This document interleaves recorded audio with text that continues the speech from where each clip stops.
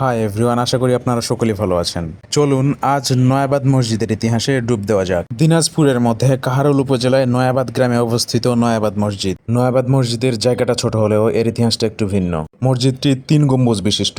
মসজিদটির দেওয়াল জুড়ে নকশাকৃত পোড়ামাটির ফলক আছে। ধারণা করা হয় মিশরীয় মিস্ত্রিদের হাতেই তৈরি এই মসজিদ। দিনাজপুরের তৎকালীন শাসক জমিদার প্রাণনাথ রায় তার শেষ বয়সে কান্তনগর মন্দির বা বর্তমান কান্তজি মন্দিরের নির্মাণ কাজ শুরু করেন। নয়াবাদ মসজিদের পাশেই কান্তজি মন্দির, আর সেই মন্দির নির্মাণ করতেই পশ্চিমা দেশ থেকে আসে মুসলিম ধর্মপ্রিয় কারিগর। মন্দির নির্মাণ করতে এসে ভুলেনি নিজ ধর্ম পালন করতে। নির্মাণকালীন সময় মন্দিরের পাশেই খোলা আকাশের নিচে নামাজ আদায় করতেন এরই মধ্যে কারিগরদের প্রধান নেওয়াজ ওরফে কালুয়া মিস্ত্রি মহারাজার দরবারে গিয়ে থাকা ও ধর্ম পালনের জন্য মসজিদ নির্মাণের জন্য জায়গা চান।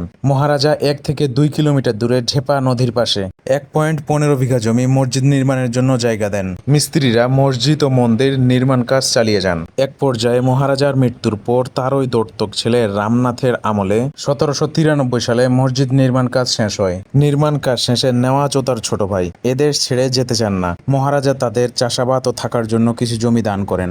নেওয়াজ ও তার ছোট ভাই মৃত্যুর পর মসজিদের পাশেই দাফন করা হয়।